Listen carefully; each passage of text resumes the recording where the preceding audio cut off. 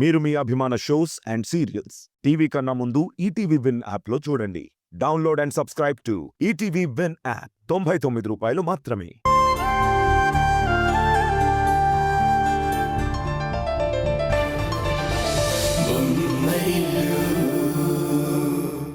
మన పరువు ప్రతిష్ట అన్ని నాశనమైపోతాయి.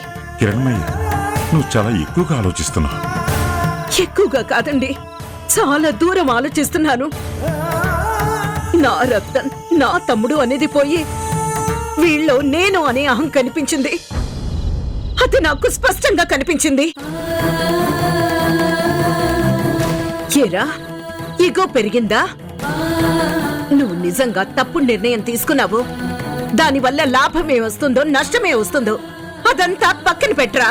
అది వ్యాపారం, కానీ ఇది ఇల్లు. ఇదంతా నీ కుటుంబం రా. అలాంటిది ఎంత చిన్న విషయానికి ఎంత పెద్ద గొడవ చేస్తారా? ఎంత కింద స్థాయికి పడిపోతారా? అమ్మా ప్లీజ్, నువ్వంత ఎమోషనల్ అవ్వకు. ఏమవుతుందిరా? చచ్చిపోతానా? అమ్మా ఆగండి.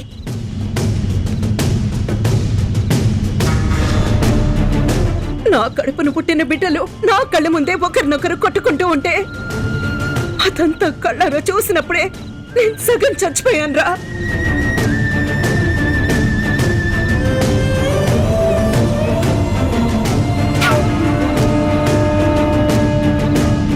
ఇది చూడ్డానికేనా మిమ్మల్ని ఇంత చదివించింది?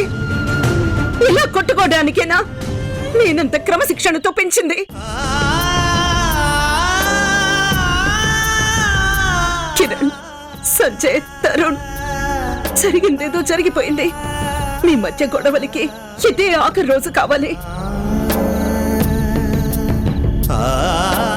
ఇదంతా ఒక పీడకలగా మీ మనసుల్లోంచి తుడిచేయాలి.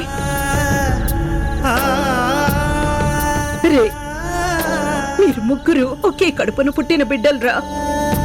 కోడళ్ళు ఒక్కొక్కరు ఒక్కొక్క కుటుంబం నుంచి వచ్చిన వాళ్ళు. వాళ్ళ ముందు నా పెంపకాన్ని ఎంత చులకన చేశారా?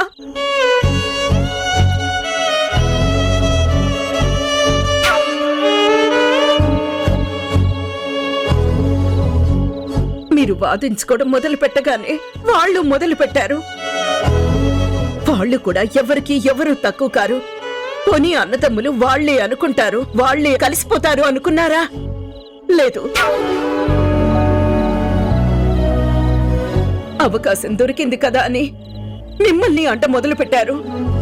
వాళ్ళకు అవకాశం ఇచ్చిందెవరు? మీరే కదా. మీరు కలిసి గట్టిగా ఉంటే ఎవర్రా మీ మధ్యకొచ్చేది?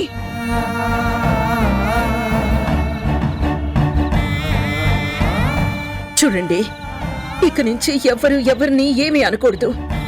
ఒకరంటే ఒకరికి ప్రాణంగా ఉండాలి. ఒకరి బాధ ఇంకొకరికి బాధ అనిపించాలి. ఒకరి సంతోషం ఇంకొకరికి ఆనందం కలిగించాలి. అర్థమైందా?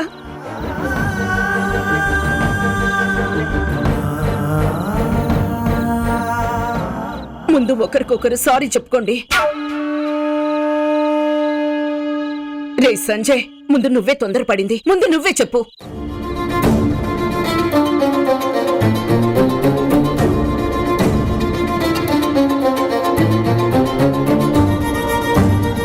చెప్పరా. అన్నయ్య,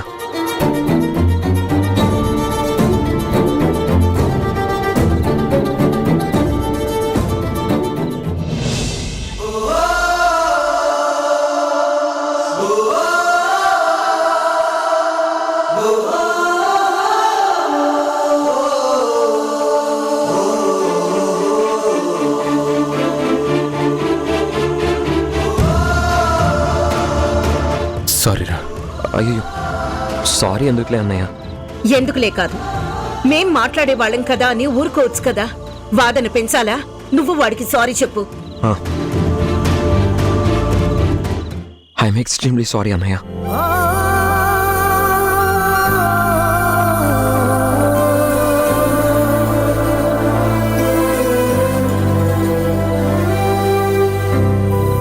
ఏరా నీకు ప్రత్యేకించి చెప్పాలా?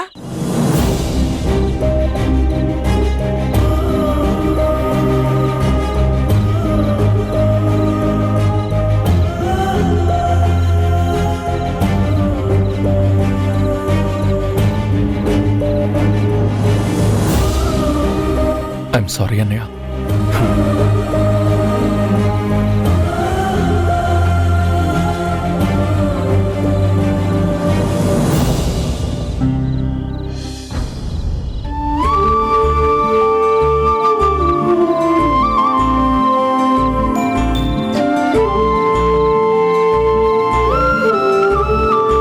అమ్మా, ఇంకెప్పుడు మా నుండి ఇలాంటి తప్పు జరగదు. అవునమ్మా.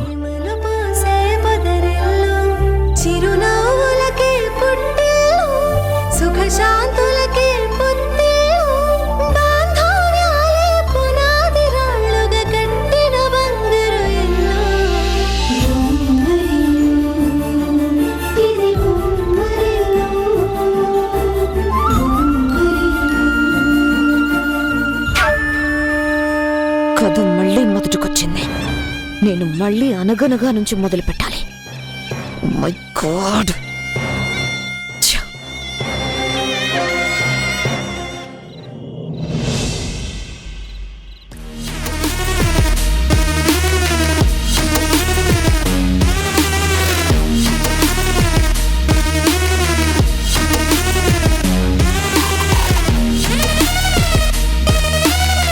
అయిందా? ఏంటి? రక్త సంబంధం, అన్నదమ్ముల అనుబంధం, ఉమ్మడి కుటుంబం, ఈ సినిమాలన్నీ చూసొస్తున్నారా? ఏమైంది ఇప్పుడు? కాదు సంజయ్, అంత జరిగినా కూడా వాళ్ళతో అలా ఎలా మాట్లాడగలుగుతావు? అంత జరిగిన తర్వాత వాళ్ళు కూడా నాతో మాట్లాడటం లేదా? అంటే అంతా అక్కడే వదిలేసావా? ఏంటి నీ బాధ? నాకేం బాధ లేదు. మీరే సముద్రంలో నీటి బిందువులా ఉండదలుచుకున్నారో లేదా సముద్రంలా ఉండదలుచుకున్నారో తేల్చుకోండి. సముద్రం అర్థమైంది, సామెత అర్థం కాలేదు. గొడవ కావాలని లేవదీసింది మీరు. ఇప్పుడు అత్తయ్య గారు కలపగానే అన్ని మర్చిపోయి కలిసిపోయారా? ఏది మర్చిపోలేదు మేఘన. నువ్వు చెప్పింది మర్చిపోలేదు, అమ్మ చెప్పింది మర్చిపోలేదు. అంటే నేను అనుకున్నది సాధించడానికి నేనే నిచ్చెన వేసుకోవాలి అనే సంగతి మర్చిపోలేదు. అలాగే అందుకోసం అమ్మని బాధపెట్టి ఆరోగ్యం పాడు చేయాలి అని అనుకోవడం లేదు.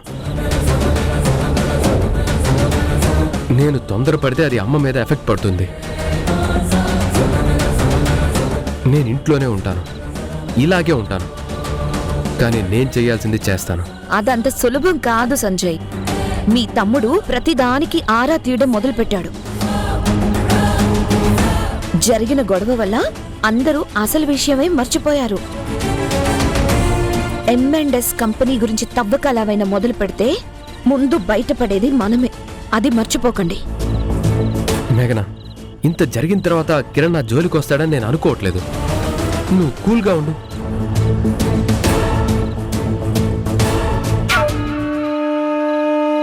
పాట పాడించి పాట పాడడం అనేది అడిక్షన్లా మార్చి మీ తమ్ముణ్ణి డైవర్ట్ చెయ్యాలని నేననుకుంటే అత్తయ్య మధ్యలో వచ్చి అంతా ఆపేశారు.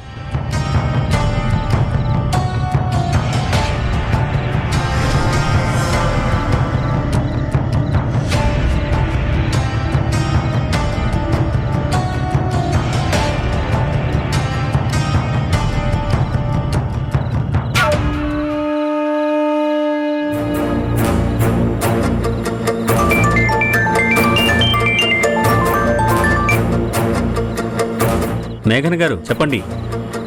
అదేనండి, మా కిరణ్తో పాట పాడిస్తానని అన్నారు కదా, ఇంట్లో వాళ్ళు. ఆయన ఒప్పుకున్నాడు కదా?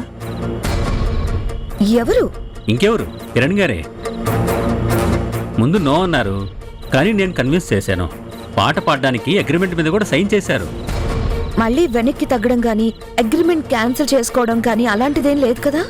లేదండి, హీఈస్ జెంటిల్మెన్. లిరిక్స్ ఇంకా రెడీ అవ్వలేదు, రెడీ అవ్వగానే పాడతాను అన్నారు. థ్యాంక్ యూ అండి, థ్యాంక్ యూ సో మచ్. ఉంటాను. ఓకే అండి, ఉంటాను.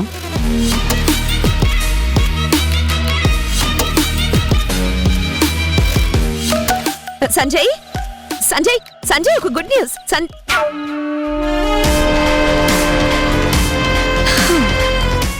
ఒక మాలకం.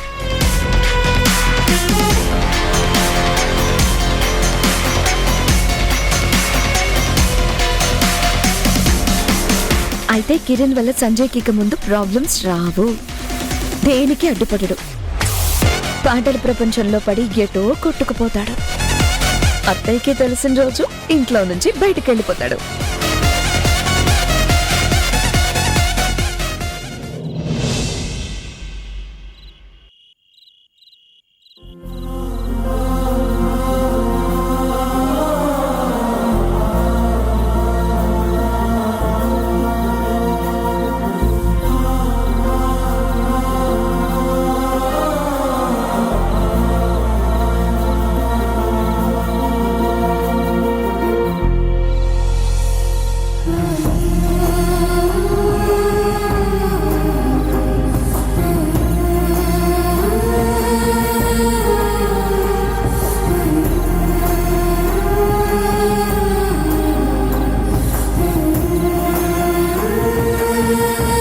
ఇప్పుడు ఎలా ఉంది అత్తయ్య? మనసు తేలిగ్గా ఉంది. అమ్మయ్యా! అత్తయ్య, మళ్ళీ మీరు మామూలు మనిషి అయిపోయారు. ఇందాక మిమ్మల్ని చూసి ఎంత భయపడ్డానో తెలుసా?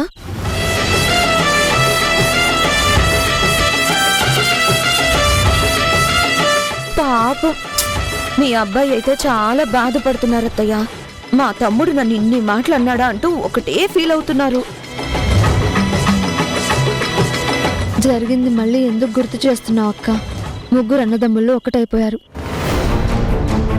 మధ్యలో నువ్వు నేను మాట్లాడుకుంటే పూల్స్ అవ్వడం తప్ప ఏమీ లాభం లేదు.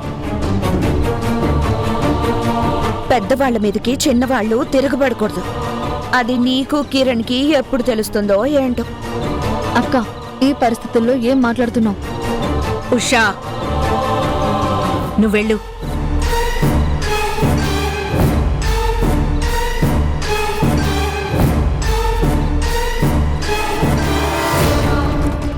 చూసారా అత్తయ్య, నన్ను పట్టుకుని ఫూల్ అంటూ మాట్లాడుతుంది.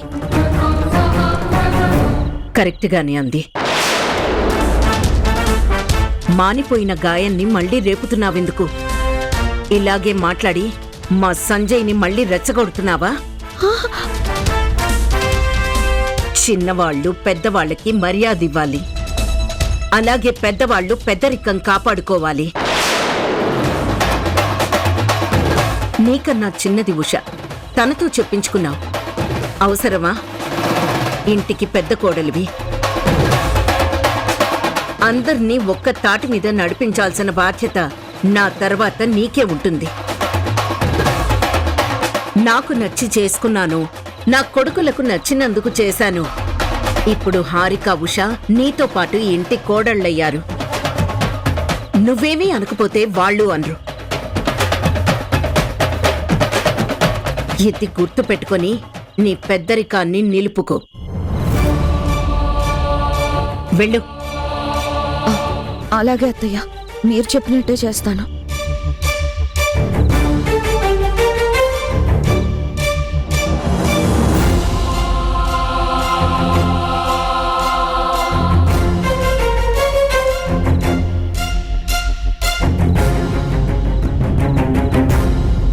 ఒక్క నిమిషం అక్క.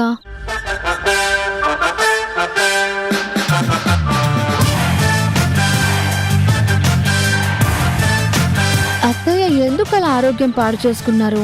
ఆ గొడవకి కారణం ఎవరు? ఈ ఇంట్లో అందరికీ తెలుసు కదక్కా. ఆ టైంలో నువ్వేమైనా వెకేషన్ మీద నార్త్ ఇండియా వెళ్ళావా? ఇంట్లోనే కదా ఉన్నావు. మరి కొత్తగా మీ మరిది గారి మీద ఏదో చెప్పాలని చూసావేంటక్కా? తప్పు కదా. తప్పులు నువ్వు చెప్తే నేను నేర్చుకోవాలా? దానికోసం వేరే కోచింగ్ సెంటర్లు, ఆన్లైన్ క్లాసెస్లు ఉండవక్కా. చిన్నవాళ్ళు జ్ఞానంతో అయినా నేర్చుకోవాలి, పెద్దవాళ్ళ అనుభవం నుంచి అయినా నేర్చుకోవాలి. ఏంటి, ఆఫ్లైన్ క్లాస్ తీసుకుంటున్నావా? నీకు క్లాస్ తీసుకునేంత అజ్ఞానం నాకు లేదక్కా. సారీ, అంత జ్ఞానం నాకు లేదు. అన్నదమ్ముళ్ళంటే రక్త సంబంధం, వాళ్ళు కొట్టుకుంటారు. తల్లి తండ్రి మందలిస్తే అన్నీ మర్చిపోయి కలిసిపోతారు. నేను అంటే నువ్వేమో అప్పర్ క్లాస్ అంటావు, నేనేమో మిడిల్ క్లాస్ అంటాను. క్లాసుల్లో ఏముంటుందక్క, అంతా అండర్స్టాండింగ్ లోనే ఉంటుంది. ఒకరి మీద కంప్లైంట్ చేయడం వల్ల నీకొచ్చే లాభం లేదు, ఆ ఒకరికి వచ్చే నష్టం కూడా లేదు. తొందరపడి ఒక కోయిల ముందే కూస్తే దాన్ని కూడా కాకి గోల అనుకునే పరిస్థితి వస్తుంది. దయచేసి ఆ పరిస్థితి తెచ్చుకోకక్క. నువ్వు నాకు నీతులు చెప్తున్నావా? How dare you! చిచి, నీతులు అర్థం చేసుకునే వాళ్లకు, బుర్ర ఉన్న వాళ్ళకి, మనసుతో ఆలోచించే వాళ్ళకి చెప్పాలి. వాళ్ళైతే అది కరెక్టే కదా అని అర్థం చేసుకుంటారు. నీకు నీతులు నేనెలా చెప్తానక్కా? అసలు నువ్వేం చెప్పాలనుకుంటున్నావు? నువ్వు ఈ ఇంటి కోడలివి, పెద్ద కోడలివి, మాకు తోడి కోడలివి, 2 మరుదులకి వదినవి, అత్తయ్య తర్వాత నువ్వే ఇంటికి పెద్ద దిక్కువి. అందరూ ఒక మాట మీద ఉండాలనేది నువ్వు మాకు నేర్పాలి, నువ్వు నేర్చుకోకూడదు. ఆ స్టేజ్కి అస్సలు వెళ్ళకూడదు, అదొక్కటే చెప్తున్నాను. Good night. ఆగు! అసలు ఏ ఇప్పుడు నువ్వు మొదలు పెడతావా? పాఠం టీచరే చెప్పాలి, స్టూడెంట్స్ వినాలి.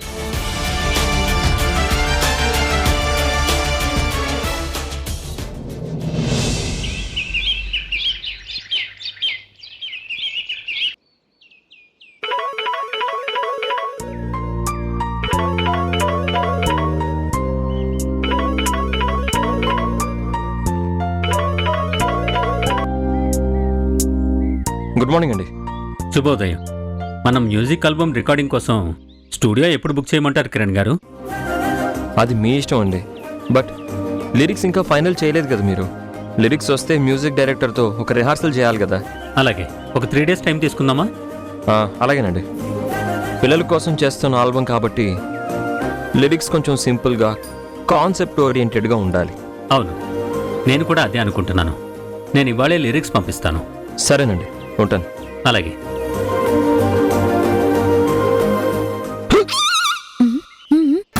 ఇలా దయ్యంలో నిలబడ్డం ఏంటి? మరి దేవతలా నిలబడమంటారా? ఎలా? మీరు పాడతారని తెలిస్తే మీ అమ్మగారు అపర కాళికాదేవి అవతారం ఎత్తుతారు. ఇలా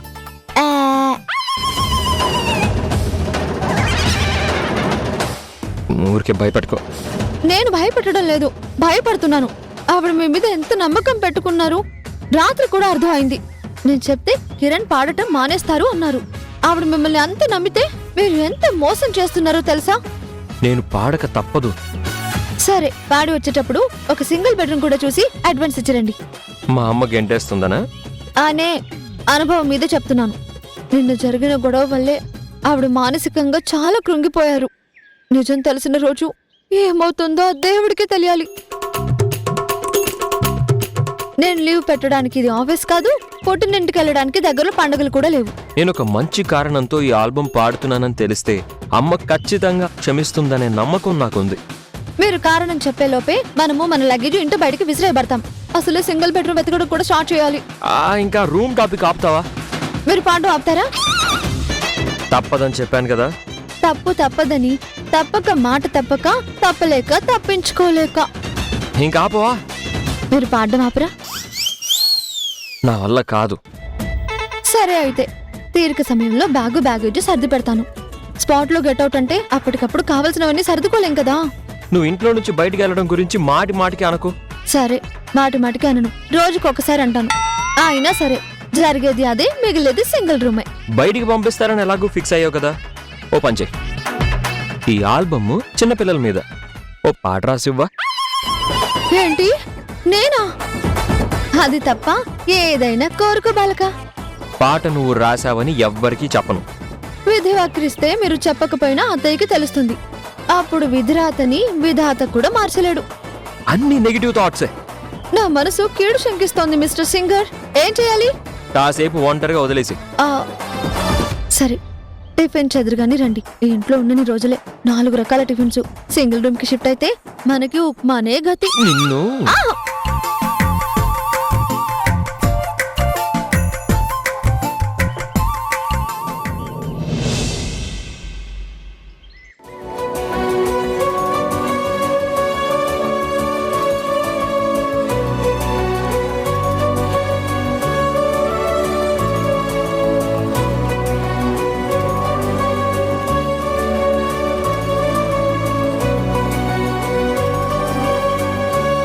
ఏంటి మళ్ళీ ఇంట్లో కూడా ఆఫీస్ తెరిచావా?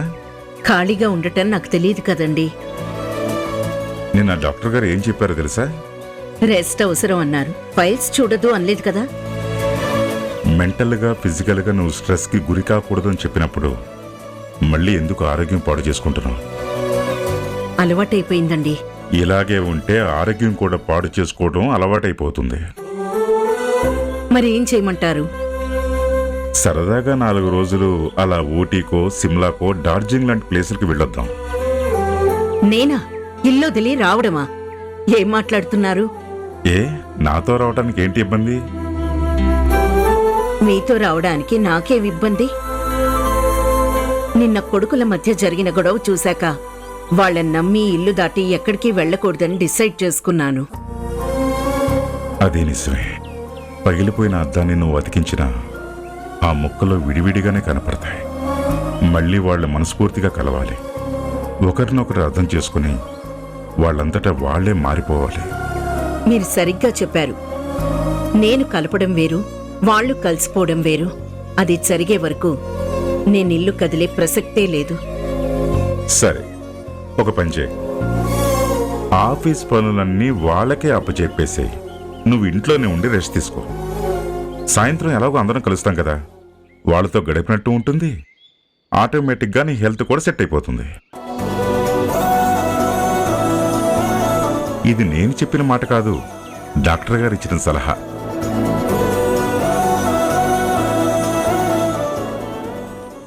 ఏంటి కిరణ్ నువ్వనేది? ఎవరో ఒకరికి బాధ్యత అప్పజెప్పాలి. యువరాజు పట్టాభిషేకం చేస్తారే, అలా పవర్ ఆఫ్ అటార్నీ ఇవ్వాలనుకుంటున్నాను. సంజయ్, మనం అనుకున్నది సాధించాం. ఒక పక్క మన ఇద్దరి పేర్ల మీద కంపెనీ ఓపెన్ చేసి సీక్రెట్ గా సక్సెస్ఫుల్ గా బిజినెస్ రన్ చేస్తున్నాం.